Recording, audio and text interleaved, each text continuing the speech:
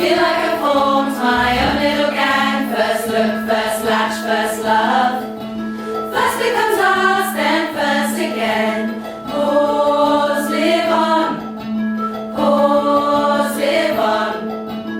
Ooh, ah, ooh, ah, ooh, ah. Feel like I've never seen life in this way. First guilt, first shame, first fight. Release and let go, repair and mend. Move on, move on. Ooh, ah, ooh, ah, ooh, ah, ooh, ah. I feel like my heart has doubled in size. First smile, first words, first steps. You defined me as mom and knew who I was. Rise, stride on. Rise, stride on. 1, 2, 3, 4.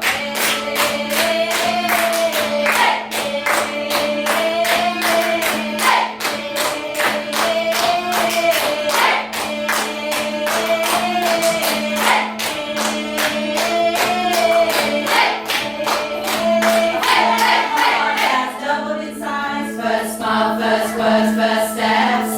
You defined me as mom and knew who I was. Rise, stride on. Rise, stride on.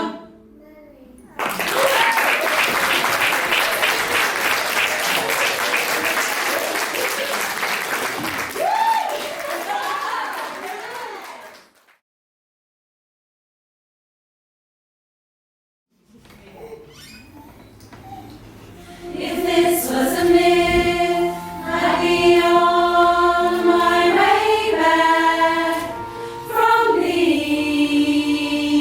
underworld now, hovering above the shadows, the space between and after. The grief of former self, surrounded by ghosts, surrounded by ghosts. You chose me, looking down from the cosmos. I chose you, dear. Punch in the gut of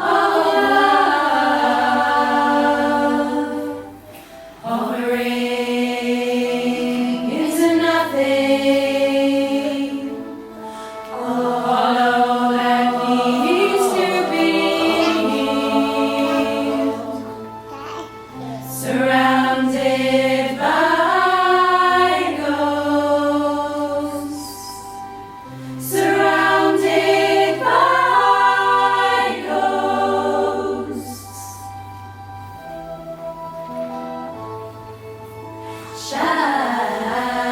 Shadows, I love. Shadows, I love. Shadows, shadows, shadows, shadows,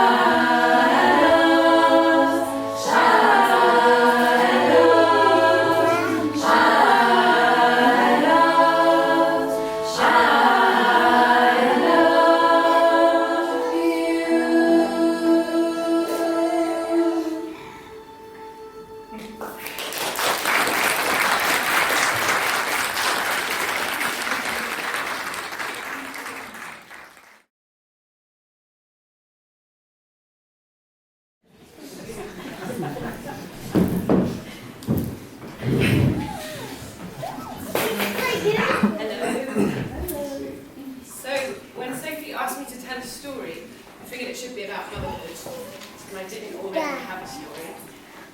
And a friend of mine, who's here, put a story in front of me that I thought that resonated a lot with my experience of the journey to becoming a mum and the journey that we're all still on. And also, it's a really old tale.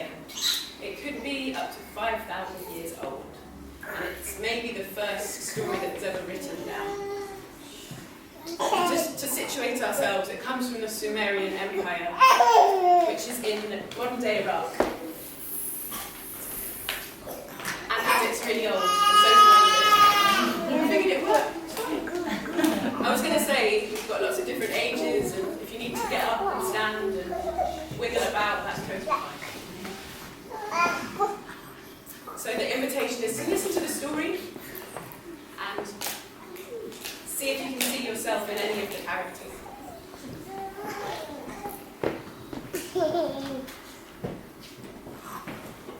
From the great above, she opened her ear to the great below. From the great above, the goddess opened her ear to the great below. From the great above, the goddess Inanna opened her ear to the great below. She stood in front of a huge mountain. She could barely see the peak. The sky was dark, the air was hot, and the wind was blowing. The wind whipped at her hair, her long dark hair, and at her regal cloak. And from her eye dripped a tear slowly. In the distance, there was another woman. That was Ninshaba. That was her faithful servant and friend. And they had just said goodbye to each other before Inanna took the next step on this treacherous journey. So she stood in front of this huge, huge door at the foot of the mountain. It had cast iron on it. And she thought to herself, have I prepared myself enough for this journey? Did I tell Ninshaba exactly what to do? Is there enough food in the village? But she'd been preparing herself for the last few weeks. She'd said farewell to her 7 cities, her 7 queendoms, and she'd gathered her 7 men. Now, in Sumerian, a min is something that represents your divine power, something which all of us have. And she had these things that had been given to her to represent her powers, her talents, and also things she'd made with her own fair hands. These were her crown shining on her head, her robe, her breastplate that signified the warrior that she was, her lapis beads around her neck, her golden bangles, an ointment that she had made, a royal ointment that protects, and she placed it over her eyes, and finally her rod to show her power. And she knocked loudly on the door. Knock, knock, knock. Who goes there? The voice of Nettie, the chief gatekeeper of the underworld. She had gnarled fingers and hairy toes and a dirty face. It is I, Queen Inanna. If it is truly Queen Inanna, Queen of Heaven, what has led you here, the place from which no traveller returns? I come to see my sister, for I know she is mourning. Her husband passed, and I am here. No, I don't want to go. Wait a minute. I don't want to go to the pool. And Nettie scurried down deep into the depths of the underworld, and there she met Ereshkigal, Inanna's sister. Ereshkigal was tall, strong, upright, just like Inanna, but there was something different about her. She had been destined to rule the underworld, so she hadn't seen the light of day for many years, and all she had eaten was clay and dirt, so she was a little bit gritty. When she heard that Inanna was at the door, she bit her lip and she smacked her thigh. Bolt all 7 doors of the underworld and open them just a crack, one at a time. And as Inanna passes, take from her one of the 7 men. Hey! Nettie giggled and ran back up to the first gate. And there, as she had said, she opened the door just a little crack, and Inanna took a deep breath and stepped in through through this huge door. And as she passed the threshold, she had to stoop low because the ceiling was actually pretty low. There was only a few candles lighting it, and it was dark. And as soon as she passed that threshold, Nettie ripped the crown from her head. "What is this?" Quiet, Nana. These are the ways of the underworld. They are perfect. They must not be questioned. Nana took a breath and she saw the next door and she walked. And she got to the second door and it opened just a crack and she got herself through. And as soon as she crossed the threshold, her robe was taken from her. "What is this?" These are the ways of the underworld. Quiet, Nana. They are perfect. They must not be questioned. Nana got to the third gate and the door opened just a crack. And as she passed it, Nettie got her hand and scraped the ointment off Nana's face. "What is this?" Quiet, Nana. These are the ways of the underworld. They must not be questioned. They are perfect. And at each gate, she lost another part of her me. And she got to the final, the seventh gate, and she still had her rod of power, and she gripped it tightly. And as she got to that last door, she passed the door, and Nettie took her rod from her. And now she had nothing but her body, and she had to surrender. As she walked into the throne room, it was a small room, a cavern with a few candles lighting it. It was hot and wet. And there, sitting in front of her, was Ereshkigal, her sister, on the throne. And behind Ereshkigal were 7 faceless beings, the judges of the underworld.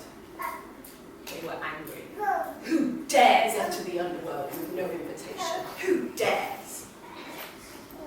And they passed judgment on her. Now, Ereshkigal and Inanna had a complicated relationship, like quite a lot of siblings do. But I don't think Inanna was expecting what was about to come next. Ereshkigal rose from her throne with her rod, and she struck her. She struck Inanna, and Inanna fell to the ground, and the breath of life left her. Ereshkigal delicately raised the body of Inanna and hung it on a hook. So that's what you do. In the underworld to let it rot. Now back on Earth, Ninchaba was waiting patiently outside. She knew that she had to enact the plan that Inanna had told her, and so, without a minute to spare, after those 3 days and those 3 nights, she ran to one of the gods. She went to Enlil and she begged, "Please, please help, Inanna is stuck. She's stuck in the underworld. Please help." She who chooses to go to the dark city stays there. And so without a minute to spare, Ninchaba ran and she went to the next god, Nana. "Nana, please help. Inanna is stuck in the underworld. Please help." She who chooses to go to the dark city stays there. So Ninchaba went to Father Enki, another god. But this god had travelled to the underworld before in his lifetime. And when he heard that Inanna was stuck in the underworld, he wanted to help. So, does anyone have any dirt under their fingernails? Well, I don't think you can do what he did. He got the dirt from under his fingernail. He created 2 beings that were able to enter the underworld undetected. These beings, he gave to them the water of life and the food of life, and he told them what they needed to do to bring Inanna back. And so they flew. When they got to the big door and they got through the cracks, because that's where the light gets in. And they went through the doors and through the doors and they got down to the throne room. But now, Inanna's body was hanging, and Erich Kegel was there, naked, crying in the pains of childbirth.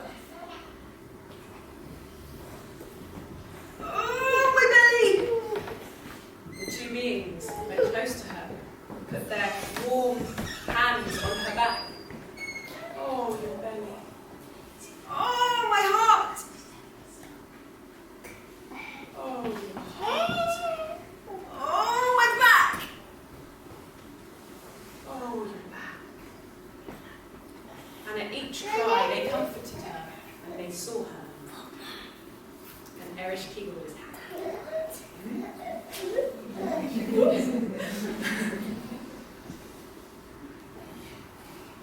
And Erich Kegel wanted to give him a gift.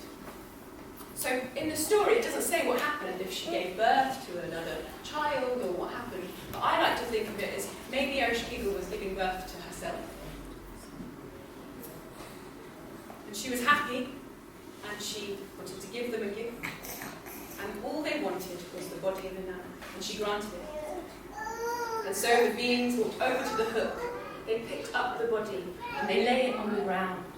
And they sprinkled on the water of life. And they sprinkled on the food of life. And Inanna breathed. She was living again. Naked, but living. And so she rose to leave the underworld. But those 7 faceless beings at the edge of the shadows, they said, no one leaves the underworld unmarked. And with that in mind, Inanna walked towards the first door. And there she picked up her rod. And it looked like a little bit had broken from it. But she kept going. And she picked up her breastplate. And it looked a little bit dented. She kept going. She picked up her bangles. They were a bit misshapen. And then she got to the first door that she had come in through. And there was her crown. And she picked it up. She put it on her head. She closed her eyes. And it hung a bit heavier than it had before. And there she passed through that first door. And there waiting for her was Ninshaba, her faithful servant, her loyal friend, her warrior guide, her wise leader. And they embraced. No words needed to be said. And Inanna went on to have many more adventures and many more hardships. But none that had really shown her how strong she was, even when she was completely laid bare. And how important it is to have friends that are there for you, even when it's really hard.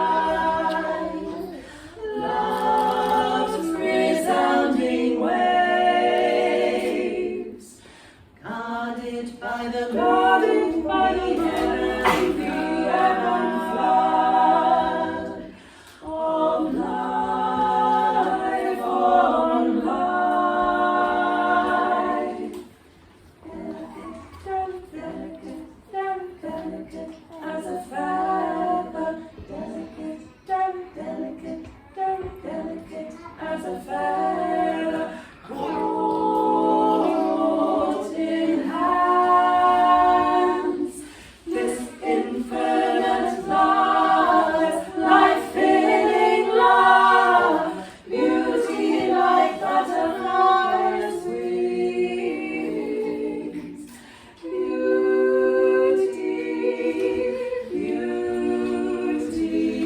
like butterflies' wings. Sensing the skills of flight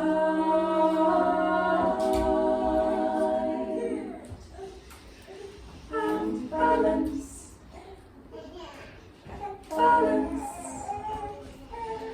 as lovers to nurture as time.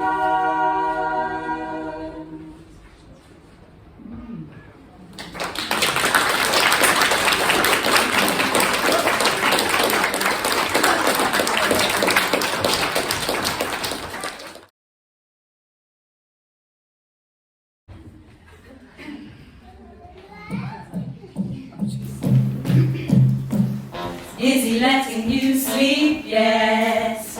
No, but it's normal. I don't need the judgment. It's how it's always been. All alone and together. Connection in the darkness. Waiting for sunrise. Watching you sleep. Is this what it looks like? You sleeping on me? I'll do it my way. My intuition speaks. Connection in the darkness. Waiting for sunrise. Watching you sleep.